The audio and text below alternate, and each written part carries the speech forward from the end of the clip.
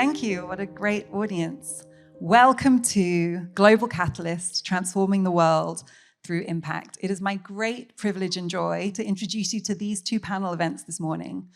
The reason we are here is because the Emerge initiative, founded by Naomi Campbell, has been created to help give the next generation of creative talent a platform for success globally. We know that this is only possible by promoting the advancement of underdeveloped communities, both in developing and emerging economies, but also within pools of inequality within developed economies that we know so well, so that the next generation can reach their full potential. And we want to know how we can tap into the successful global industries that already exist and trade to really transform the potential of the creative and social sectors. In that vein, you will be hearing from two panel discussions today. The first, Global Catalysts, and the second, Naomi Campbell in conversation with Kehinde Wiley on the power of creativity in business. So without further ado, I would love to introduce my speakers for this first session. First of all, Serge Pereira, the founder and CEO of Startstone, which invests in hotels, real estate, and educational projects. His company is one of the largest homegrown construction companies in Central Africa with an increasingly continental footprint. The group he runs has 400,000 square miles of projects under construction, and he's considered one of the leading young entrepreneurs from Congo, Brazzaville. Can I welcome Serge to the stage, please?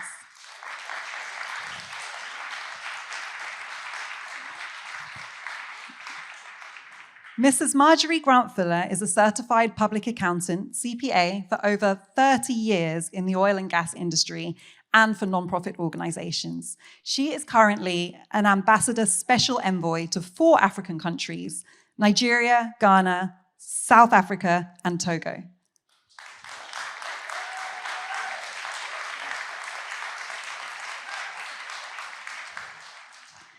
Russlynn Ali is the managing director of the Emerson Collective Foundation, started by Loreen Powell-Jobs. And with Loreen, she also co-founded and is CEO of the XQ Institute North America, its leading organization for high school change. She was the Assistant Secretary for Civil Rights under President Barack Obama. She is an attorney with over 25 years' experience in education, civil rights, and securities law.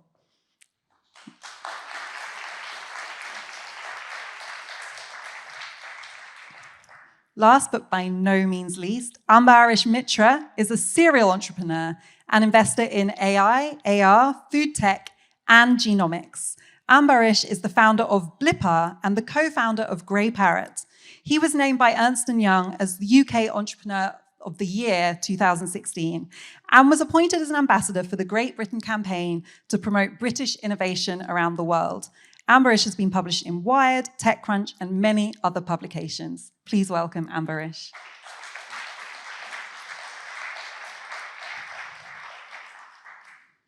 And I should introduce myself. My name is Afua Hirsch. I'm a writer, broadcaster, former barrister, and storyteller interested in uplifting underrepresented voices globally. So thank you very much for coming this morning.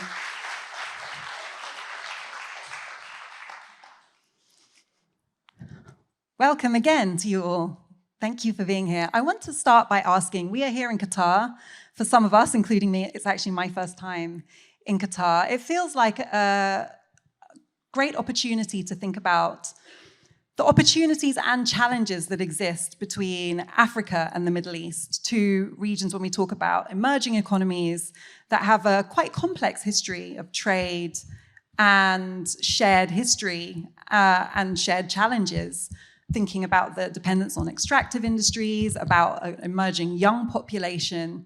I'd like to ask you about how we can learn from the example of these two regions when we're thinking globally about the challenges of creating impact and also incorporating creative industries into economic growth. So Serge, I'd like to start with you. Have you seen a change in the ways in which, as an African entrepreneur and somebody who owns a really successful business on the African continent, do you see this as a region that presents opportunities? And is there anything we can learn from that when we think about how to build African businesses going forward? Hello. Yes, I mean, thank you. I'm actually honored to be here in Qatar today. And as an African entrepreneur, I see things in a very basic way, actually. I'm a former investment banker. I chose to go back home from the US. I went back to Congo because I want to have an impact. And it's Congo, Brazzaville, which Brazzaville, is often overlooked it's the Republic because of its of larger Congo, neighbor. Yeah, so we have a lot of challenges. And when we come here, I mean, it's so close, but at the same time, so far in terms of development and the proximity. When you look at the cultures, we see countries investing in other countries because they share the same religion. Sometimes because they are very close neighbors. But Africa today, especially Central Africa, where I'm from, represents a huge opportunity, I think, when it comes to potential business development. But people still look at Africa as a red zone, you know, like something too difficult to invest in, to study. So they look at it as the next step. And it's a big mistake because we go back home and then we do great business. Not only, I mean, you talk about extractive industries. We don't look at that, we look at education. We have a huge demographic challenge because Africa is growing very fast. Many millions more people are coming every day. And it's a huge market.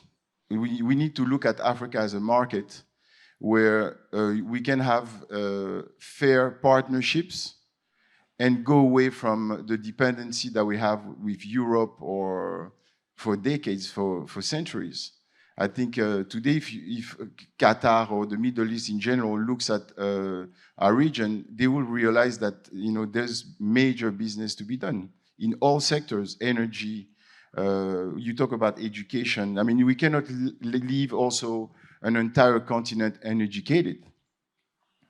It's actually not fair. I think we can do business, but it's not just about profits. Also, we can do fair business, develop education, and create more opportunities. I see for the World Cup a lot of African people working here. We need to train these people. I mean, there's a lot of stuff to do. I mean, I think there's we need to become a more close community, not only because we are neighbors, but also as fair partners. Thank you. I don't know if I answered your question. Yes, no, you did. And Marjorie, I want to come to you because I think that's something many of us, wherever we're from, can recognize this sense that the opportunities don't exist at home for young people, especially young creatives. Many African countries, the historic brain drain continues.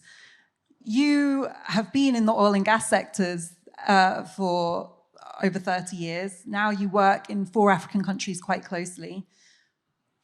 What do you see as the opportunities for creating better options for young people in African countries, not just in oil and gas, in creative industries, in emerging industries, in tech? Okay, thank you.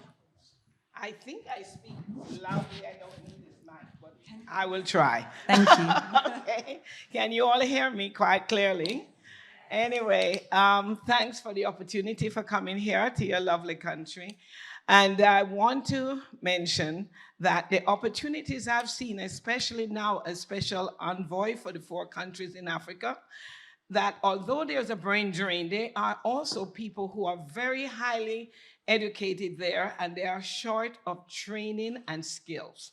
If they could get that particular skill set, that it would help generate, especially young people. I've been to some of the African countries that the young people are in abundance and they're anxiously waiting for training. So for many, for example, multinationals who would be maybe from the Middle East, who would come to Africa, and they could actually help the cross-training of certain items, or not just in the mineral industry. I know that we have been taking so much natural resources out of Africa, but I think that they should form a group where they are training also the local content companies to help with sustainability and to improve the better life and better welfare of the people in these various countries. Thank you. Ambarish, Ambarish, we often think about what is needed from a social perspective. Still, we think about it as a kind of binary with what's good business, what's good investment. So we know that the needs of African countries, education, health, economic growth. As an investor, you have so many great examples of how these two things are completely symbiotic. Can you talk about, as a business person, what impact and tackling these social challenges means to you? Thanks for inviting me, and glad to be here. First of all, there is, from a very macro perspective, there are a lot of opportunities here, and like everything has an aspect of demand and supply. There is, in the Middle Eastern region, there is element of excess. You know, the economies are strong on the extraction side of the economy with oil and gas. On the African side, there is incredible youth and vigor and energy. And there's, of course, many shared resources. There's cultural proximity, there's past, there's shared water as a resource. The whole region shares it. I think sometimes we're also looking at the world where there's major polarization is happening, right? What's happened in the last few years, and there's a real opportunity for the forces to combine, and if like some egos could be dropped and really see this as a combined entity there, this amount of wealth, because what you see in this region, you almost don't see anywhere. You know, in the West, if you have an approval to build a bridge, it sometimes takes 15 years. Here, it can happen in like 20 days.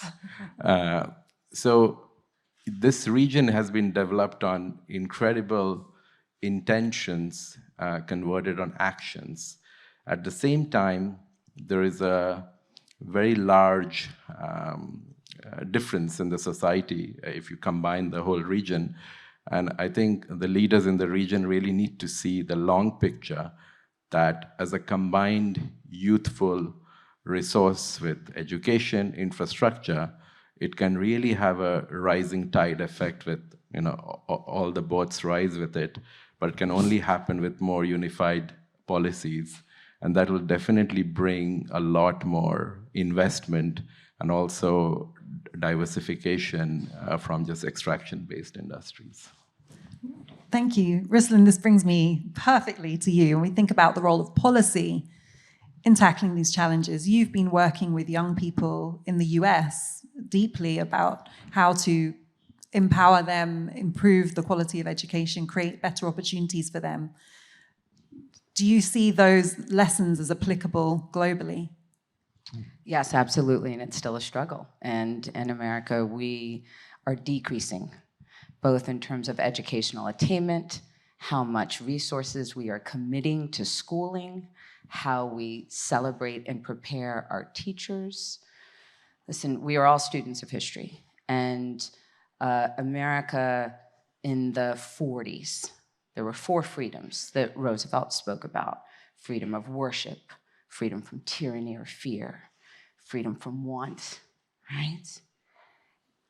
20 years later, freedom from ignorance became the mantra of the country.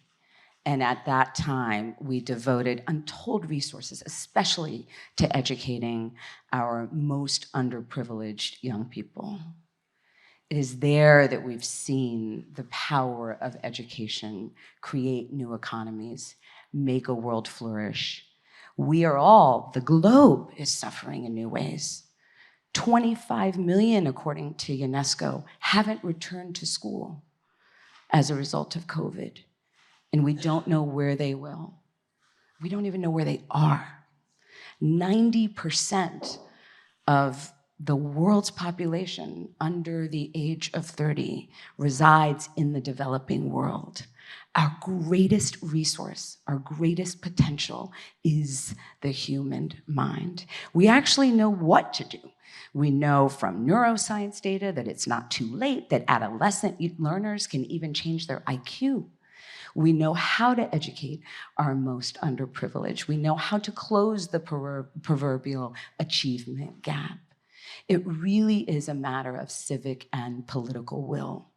And in the developing world, and here in the Middle East and in Africa, we are seeing that will matched with commitment from governments, matched with resource, matched with civil society. And we're seeing not just new economies emerge, but all the wealth gap closing. We're seeing equality emerge when we teach. So yes, I believe education is the most important civil rights issue of our generation. We have lost the quest for learning. We see it not just in our young people, we see it across civil society, and it's bringing that back that will make new economies emerge. For people in the audience who maybe work in fashion or creative industries, what does this mean for them? What can they do in their businesses, in their sector, to integrate this thinking, to engage with public policy, to be lifting young people out of these educational challenges and deprivation that they're experiencing?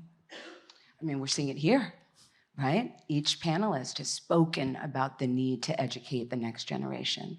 We saw it last night in the awards ceremony. Qatar Creates is about, yes, expressing ourselves in art and fashion, but if we don't create the pipelines that will bring new leaders into the fold, all of this will be for naught. Thank you. Serge, I love African fashion. I support a lot of African designers. I'm involved in an African fashion brand. And I'm thinking about people in the audience who work in fashion. I think a lot of businesses would like to invest in the African continent, know about the wealth of talent, creativity, opportunity that exists there, but are still put off by the idea of doing business in African countries like Congo-Brazza, where you're from, like Ghana, where I'm from. As somebody who is successfully building this really large-scale business on the continent, what would you say to them about the possibilities in Africa and how they can meaningfully engage with them from the outside? Well, working in Africa for sure is not easy because we do have challenges because of education. Oh yeah, we talk about education a lot, but my wife is there somewhere. Where is she? Babe, how are you? Hello, Serge's wife. Yes, my wife is involved in many projects that, you know, we all constantly talk about always putting fires down in Africa. So it's very difficult. My former life was completely planned. You know we invest this much money here, we wait, and then more or less we get what we want. In Africa, it's a daily project. So you have to fully invest yourself, but there's so much talent. You talk about fashion. There's so much talent. There's so much, people in Africa, they want to they are creative people. I mean, I know a painter that I wish would have come today here called Abudia. I mean, this guy is just doing whatever he loves and become very successful worldwide. The problem is that the biggest struggle of Africa is that we are seen, I'm going to say something that probably people would not like, but we are seen as lesser citizens. It's the truth. I consider myself a citizen of the world. I'm educated in America. I'm from Africa. I go anywhere I want, and I feel home. I would not feel a lesser citizen, but the world makes us feel like lesser citizens. So if you are a lesser citizen, your culture is less important. Whatever you think is less important. At the scale of my business, when I go to Dubai, if I want to purchase a home, they ask me a million questions where my money comes from. Because it's not normal for an African guy to be successful. So we need to change that small thing about the perception of Africa, because Africa is a huge market, but people benefit from that market, but they don't advertise that market because it's good for them not to advertise it. So if you start looking at Nigeria, for example, as a major business platform, who's there? Is only the big corporations are there. And I tell you, because I know these big companies do not do well advertising the opportunities, because they keep these opportunities for them. You look at DRC, mining sector, Chinese companies, Swiss companies, American companies, they don't say anything good about the country because they are the masters there. So they keep it for themselves. So as one of my fights and my wife's fight is telling young African people, come home. Come home, because it's only at home that you have an impact. What would you do? What if I stayed 20 more years in America? What would be my impact? I would be a small guy there. But I can be having a big impact in my country. And this is where things can change, is that we all have to sometime go back home and see where we can impact our communities.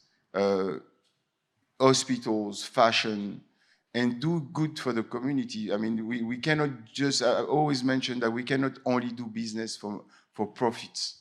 You have to make money, but you have to have an impact on other people as well. And that's where the business also lasts forever. Thank you. Ambarish, this can be a bit of a circular problem. People want to go home and they want to contribute to their own community, whether that's an inner city area in the US or the UK, or whether it's an African country that still needs to grow economically. But you want to go when there are opportunities there. So you can see these patterns going round and round. Can innovation cut through that cycle? It certainly can. I think innovation is essential. It's a very overused word and overarching. But sometimes when you think of innovation, you have to think of it now. You just don't think straight away like flying cars and stuff like that. Anything you do immediately better, you know. So I always say that sometimes this analogy is used that you plant the seeds today, it'll grow into trees tomorrow. But that takes also a long time. Now there's an era where you need to plant the trees today so that, you know, so the bees and the birds will come and make nests straight away. So there are opportunities with technology training. There's very interesting initiatives going on also in Africa. I'm aware of in Kenya and in Nigeria, in Ghana, where a lot of entrepreneurs are driving incredible coding schools. You know, I don't know if you're aware of the movement called Girls Who Code out of Kakuma in Kenya, where not only these girls first were made into like normal education literacy, but then use their numeracy skills into become programmers, and then they have alignment with other African entrepreneurs to hire them into their respective businesses. But it can only work when there's serious intentions on the government side to make change, and also be mindful that technology can sometimes make transformation in a much shorter way. It's a very interesting way of empowerment. Today, all of us, even people who are not fully educated, as in finished high school or degree educated, still have access to devices, right? And they are the trend is learning to learn. You know, it's not that you have to go and do a certain degree. You just need to be aware of where the world is going and the many opportunities, and then programs of entrepreneurship could be seeded by the government, and any part of the region where these experiments are being done. I know a very outlier example, but many of you may not know that like Portugal was a very underestimated country in the wider EU, but lesser known. And then government really took the initiative that I'm going to make this into a tech hub. It was a 10-year program. No one from Europe tech economy was going to relocate and live there. And today they have like $7 billion companies come out of it because they planted not just the seeds, the trees like infrastructure and tax policies, and invited investors, started doing conferences like Qatar creates here, which brings attention to the region. And you have to give people the right incentives, but some serious work needs to be done. Yeah. Marjorie, in the UK at the moment, we're having a very lively debate about whether public policy that attracts new industry and entrepreneurialism actually does trickle down and change the lives of people who have historically been excluded or deprived of opportunity. Do you think that attracting business and investment can really transform life in the African countries that you've been working in? Have you seen positive examples of that? First of all, I will answer yes to that. Absolutely. What I will go further to say is that what I observe, and from my opinion, what is needed in Africa right now is all these companies, these high-powered countries or companies with wealth that coming into Africa to take the resources, that there should be a way in which they are not just forced, but encouraged to develop training and high-powered technology for the people of Africa so they can get to sustain themselves. They will have high quality of, now they can now go out and get better jobs or even go to United States. I'm sure when you came to United States, you had to be trained properly. So the training, to me, is the most significant. And if there's a way in which companies who come to Africa to take the resources out, that they will help train their people. Right now, they have all those great metals, and things like gold, and they have diamonds and many other precious metals. That's in Africa. Why should metals go out to be sold to the West to come back to sell to Africa, the end product, more expensive than when they took it out? I think they should form, for example, training or manufacturing companies so that they can learn in Africa to do or to produce end products that they can sell in Africa instead of getting it from their raw material that went out to come back.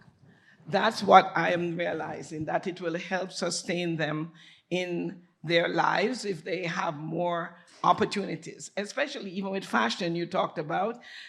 They have some most beautiful materials and fashion I've seen, especially Nigeria and Ghana. I'm sorry, that's the ones I observe.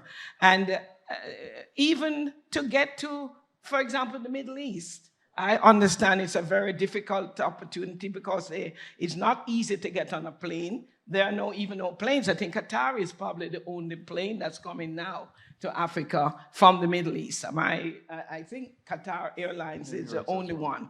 So the opportunities that they also should have is to come into the rich countries or the more developed countries to either get training that they can return to their country and take it there to help other young people, or get access easier to these places for visa requirement, maybe should be restricted so that they, for example, they can come and have fabulous fashion show here in Qatar or other Western countries. And these would help them to generate more income, that they can have better sustainability for their families and for themselves. Thank you. It's been hard to be optimistic about public policy lately. Do you see any positive examples of how public policy is working at the moment that we can latch onto as models in your work? Yes, and we have to maintain the hope, yes? because we actually make public policy by demanding what's right, by voting, by holding our leaders to account. The innovation that we are finally seeing in schools, because we've seen, almost every other industry has outpaced how we think of schooling in America. We've gone from the Model T to the Tesla. We've gone from the switchboard to the smartphone. Our schools look basically the same. We're finally seeing pockets of innovation, not just in teaching and learning and how we think of where schools exist, the city as a classroom, instead of a stagnant building. How we think and do teaching is changing. We've seen it in COVID when it comes to food. And there too, the companionship of civil society and public policy. Feeding America, for example, the average donation for that was $72. It was a philanthropic effort, yes, government supported, but where people came together to feed their neighbors, raising nearly $50 million in the first few months alone. So yes, there are pockets, and it is only when I've seen people band together to do what's right for each other, and government, as you said, supports it. And how, and this may be an unfair question because it is a hard question, but how do we measure it? This is one of the problems with social impact work, is really finding ways of measuring outcomes and also holding governments, companies to account for the promises they make. And this is an era where big corporates are making big promises about their engagement with public policy, about their goals on climate change, anti-racism. How do we actually measure whether they are working, and how do we hold them to account? Well, certainly, whether it's OECD, whether it's when we look at graduation rates, achievement rates, upward mobility, there are lots of indicators we could study to make sure we're progressing as a society. How we hold to account is, we've seen time and time again, tax breaks given under the guise of either bringing new industry into a community or making it easier to build, but we ought to require that those companies actually do give back.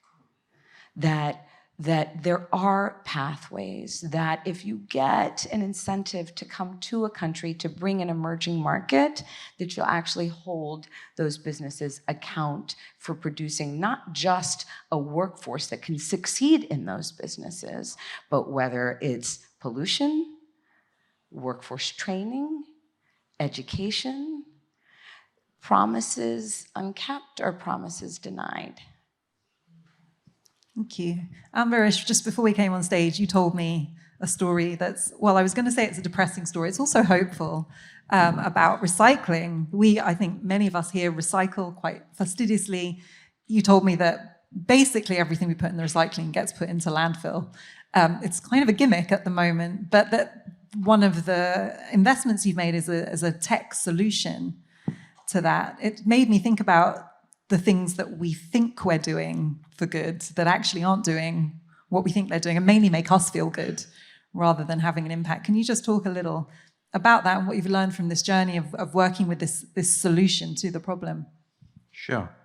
I'm a co-founder of a company called Grey Parrot, which is revolutionizing the whole waste management industry by using artificial intelligence to analyze everything that goes through any given city's waste and then sort them in the right properties, the right bottles, the right boxes.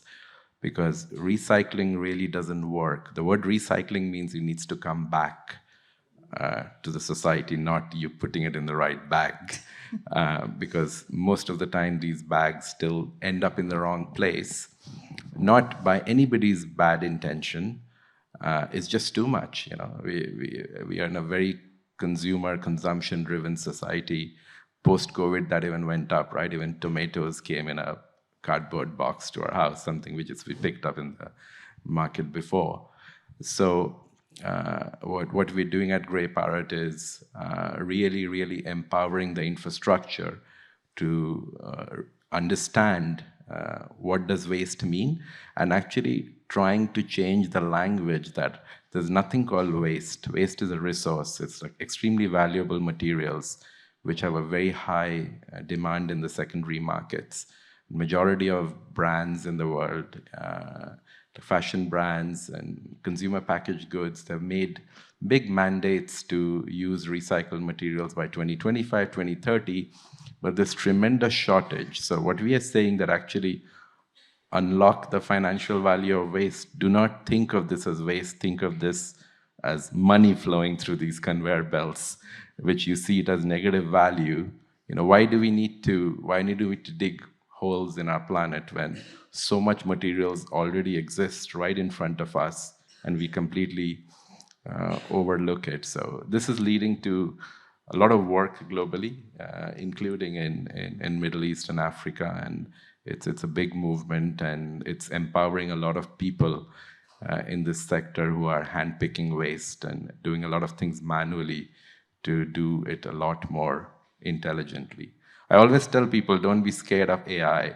I don't see AI as artificial intelligence. I see it as intelligent assistance. Yeah. Thank you.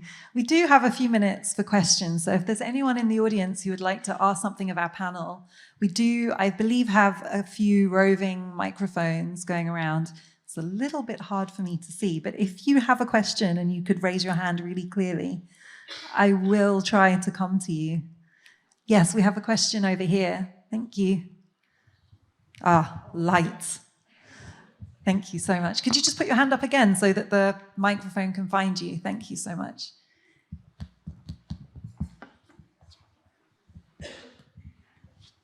And if you wouldn't mind just saying your name and where you're from, that would be wonderful. Thanks. Thank you so much. My name is Ana Maria Campuzano, and I'm from the Dominican Republic. And I really thank you all, wonderful speakers, and you, the moderator, for being here today.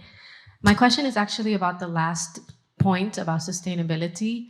I think that a lot of us have had this sort of idea that being sustainable is exactly that, putting something in the correct bin, or having all this new generational updates on how we should behave. But there's a lot that doesn't necessarily come from consumer behavior. It comes from other companies and waste and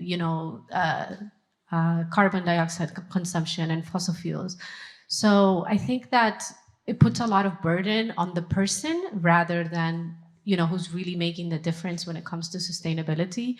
So my question is about the next generation. How can we educate so that these emerging companies, emerging businesses don't have to face these already unsustainable practices that can very hardly be stopped? Thank you. Thank you very much for the question. Who would like to answer it? I feel like you all have a contribution. Yeah, Russlyn. I'm happy to go. Okay, man. So, Ambarish. Hi. That's a very relevant question. We don't have enough longer forum to answer all aspects of it. But I think, first of all, if at all anything, the young generation, and I sound like an old man when I say it, but gives me really hope, because if you speak to kids in schools or teenagers of today, every passing generation, if we go by like Gen Z, Gen A, millennials, the most recent one is more aware, more conscientious of their choices. And actually, what really gives me hope that more than government policies and large UN-style bodies, it's the consumer pressure that's driving this change. And they read the labels, they want to know where their objects go in. And if a can of Coke is found burning in a beach in Turkey, just one of them, it creates a whole movement around it. And secondly, it's very difficult to introduce laws and practices with lack of data. And one of the biggest reasons on this industry is there's no standard of measurement, you know? Like everything else has measurement, like speed, you know, and in other areas. But this policy, it's right now being worked on. There's something called plastic tax coming in a big way. It's called extended producer responsibility to a lot of these large brands who will be answerable and to show which side of history they are on the good side, but there'll be a common way to measure this. But there is hope. Thank you so much for the question. Thank you. Could I have a clear hand? I saw, yes, okay. One here in the middle, and then there's another one after that nearer the back. Thank you. Hi there. This is maybe mostly to Marjorie. Can you introduce yourself, Andrea? Oh, sorry. Will you excuse me? I'm Andrea Emily Fay. I'm a curator from London. So I wanted to just ask about the power of culture in nation building. And I know that you're working with Nigeria and Ghana, some other countries, but I wondered whether you could speak a little bit about the responsibility for governments to be investing in museum culture and in culture in general on the ground. I know there's a lot of museums that are being built on the continent, but a lot of them are private institutions.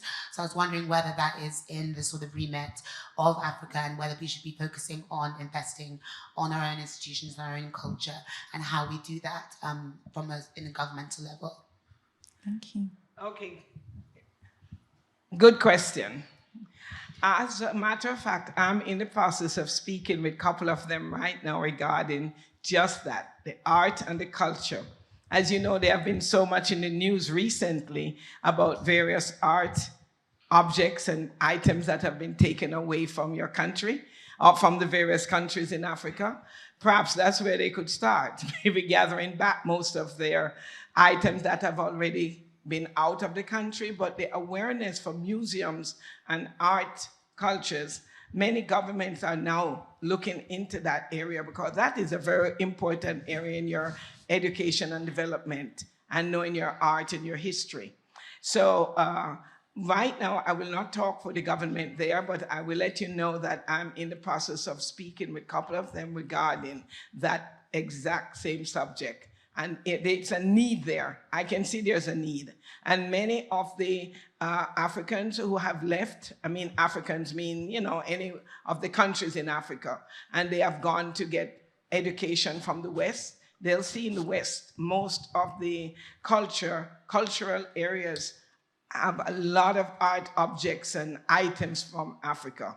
And we should really start valuing those objects and those art and know it's important to have a place to store them. So yes, I will be talking to many of the other governmental agencies to see if there is a way in which they can bring more on the continent. And just picking up on the second part of Andrea's question about whether we need, I mean, I think we all agree, and she implied we need public institutions, but in the absence of that happening or happening fast enough, what do you think about the fact that people are just creating private institutions to fill the gap? Actually, the only way I think this could happen quicker is getting many of these multinationals who are coming into the country to donate in those areas specifically. That's how it would help. More of the wealthy nations could also, who are doing business and getting things out of Africa, should return to Africans that institution. That's where I think it should come from now.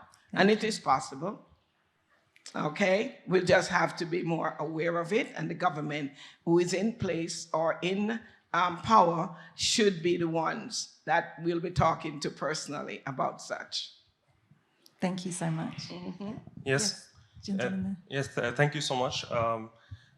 This has been an incredible talk, and we all learned a lot today. And so my name is Ahmed, and I'm from Egypt.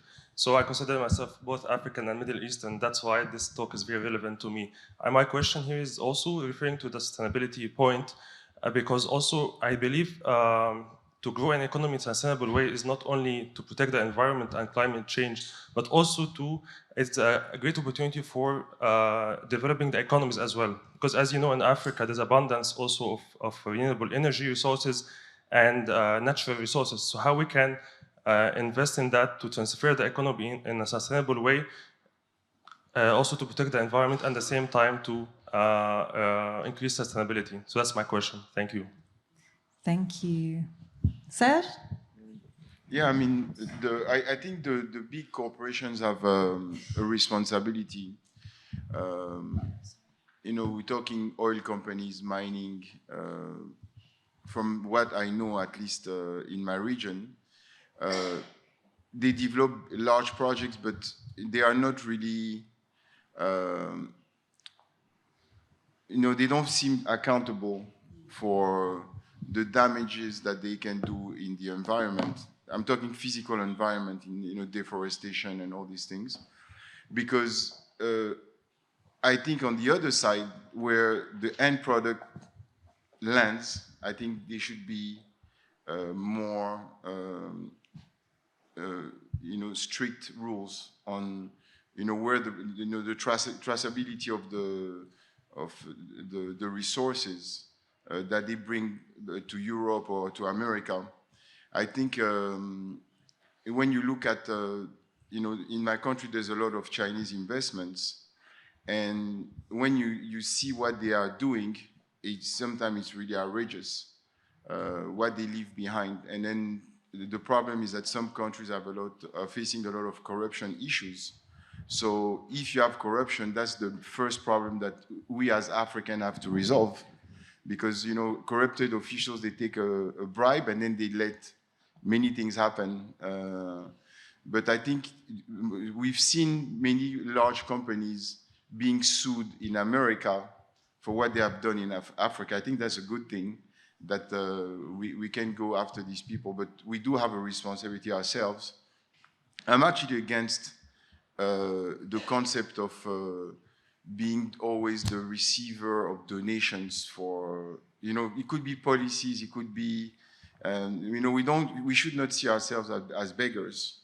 I think we should ourselves start realizing, I think we should start realizing the importance of protecting first our countries, but globally Earth. We could be poor, but when, in my country, every weekend I go on the road with my family. My wife's taking care of a national park, and we are growing kids to appreciate not needing anything. Just being there, appreciate what you see, the rivers, the forests, the animals, and not need anything. This is, to answer that girl about sustainability, what we teach our children is that in my family, we want our kids not to need anything. We don't need Coca-Cola. We don't need to drink 10 cans of Coca-Cola every day. Whatever you can have, use with moderation so that you don't waste, water in a nice bottle. It's nice, but you don't need to, to produce, and then not consume. Because 30% of what we buy goes to the trash. So this is the first step that we need to do. And as African, we need to be responsible for our own stuff first. Then you can go after the others, but we need to be responsible ourselves. And same for art.